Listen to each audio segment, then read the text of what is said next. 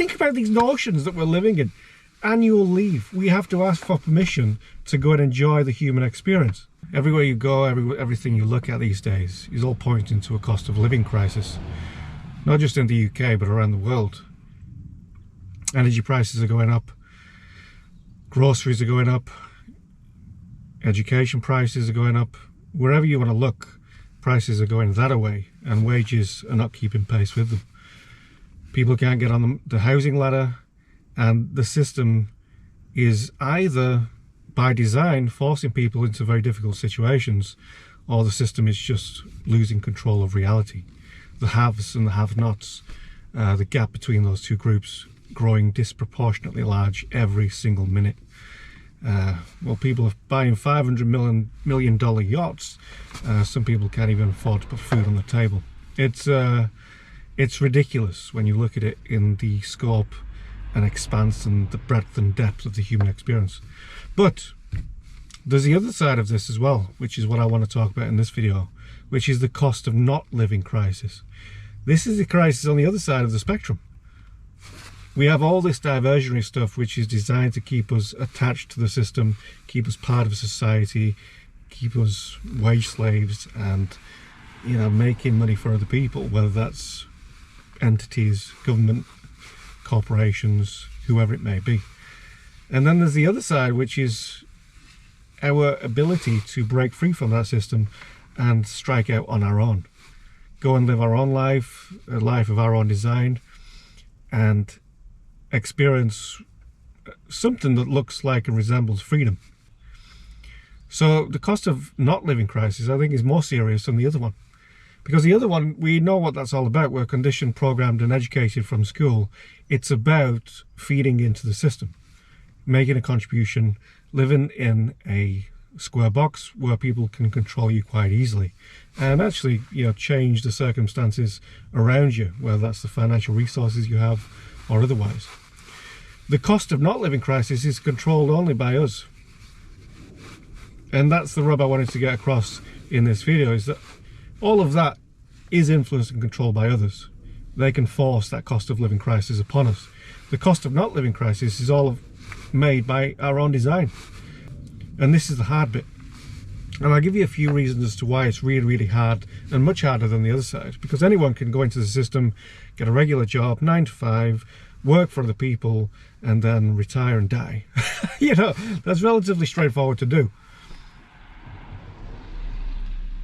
Not many people can break free from the system. And there's some more profound individual reasons for that. And it's all locked into fear, doubt, anxiety. It's all these things that we have been conditioned to believe within ourselves. But it's been our choice to believe them. We've looked around at the system and say, okay, our neighbours are doing this, our friends are doing this, our peer group are doing this, so let's go do this because it's safe and secure. It takes a very bold way of thinking to say, all these people are doing this, but I'm going to choose to do this. Now that could be anything. Some people want to travel and experience the world, but they have fear, they have doubt, they have insecurities about doing that and taking that leap. Some people want to go live by the river in a van. That's the new dream of the new generation, or it's a new nightmare for the new generation based on what your mindset is. So one person's dream is another person's nightmare, and it could be, but you know, that cost of living crisis forcing people into a life that they don't want to be in. Other things that secure us to the system, doubt, you know, that procrastination, you know, so many psychological reasons to say that actually, you know, we're safer in the system. Let's just live an average life, keep our heads down, don't rock the boat, and just do what we can. Well, okay.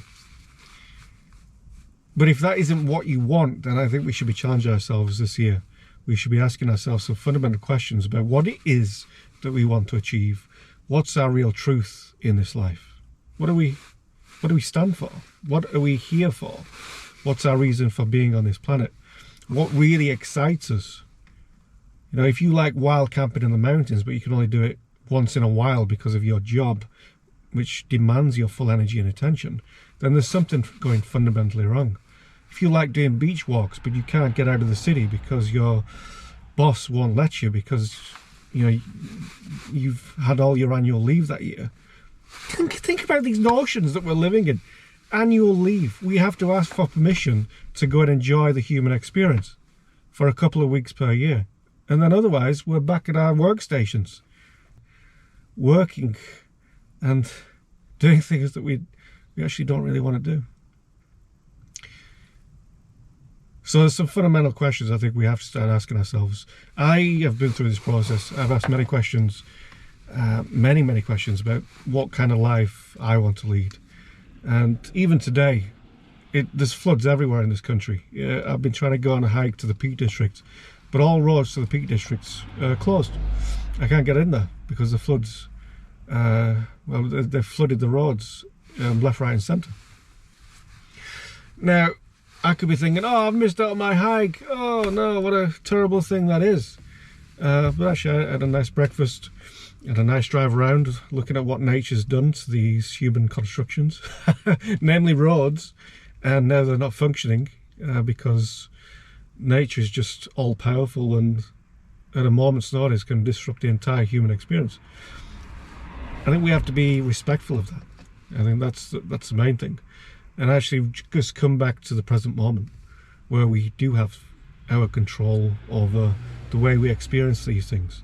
I could be regretful and bitter and in a mood about not going on the hike on the mountain that I wanted to go climb today. Or I can just embrace the experience. I got a coffee, had some breakfast, and I just sat doing a little bit of reflection about the year ahead and the year that's just been. So it's not wasted time. This has been a good time. It just depends on your perspective, I suppose.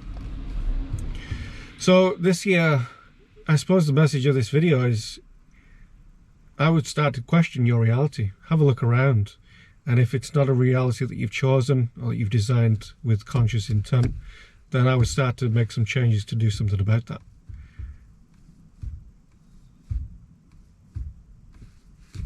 It's really that simple. I don't think there's any magic formula or any mystery or mystique about this.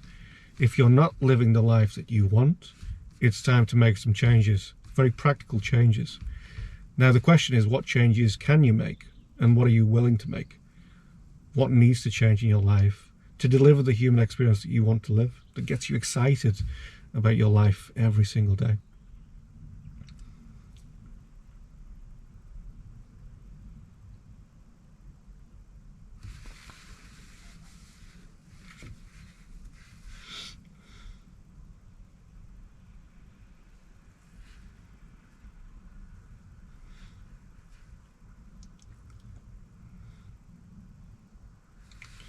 We have to deal with the costs of not living. We have to deal with these fundamental costs of not living the life that we want. And the biggest cost at the end of life is regret. That's a consequence. That's something you're going to have to pay a price for. That's a cost. When you're 90 years old and you're thinking about the life that you had, are you going to be bound up by regret? Are these going to be the things that make you reflect in a less than positive way about the life that you've lived? What are going to be your regrets? I like the fact that there's a lot of things that you can disagree with about Amazon and Bezos and all these billionaires.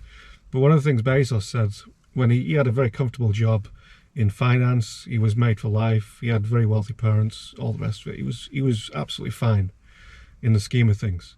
He didn't really need to push on and create this massive juggernaut that is Amazon. But the thing that he did was have this, I would say it's an epiphany for him, because it led to this huge global company, which is absolutely astonishing in its size and scale, and what it's done to our society and the influence it has. But that all came from regret. He looked out at his life and he said, what's going to be the biggest regret of his life? And the biggest regret of his life would be not creating his own company, not building something with his own two hands. And he called it the regret minimization framework, which I think we can learn something from here in our lives. When you think about your life in the future, are you going to be collecting regrets, or are you going to be giving it your best shot? Are you going to be doing the things that you want to do, you have passion for, and you have something within you that's calling you to do these things? It's when we deviate from that path that we start to accumulate regrets, and that's not good for health, wealth, or stress. There's going to be some consequences and costs related to that. So I would say regret is the one big thing that I want to mention in this video. What are you going to regret if you don't do it? Are there any regrets that you already have that you can put right immediately? And what is your life plan? What are the big things that are calling to you? What is the message that you want to send to the world? If anything. Maybe you're content. Maybe you're already in your calling, and all this is, this is nonsense. You don't need to hear this stuff. But if you're like a lot of us, there's going to be a lot of people out there that are struggling to take that first step.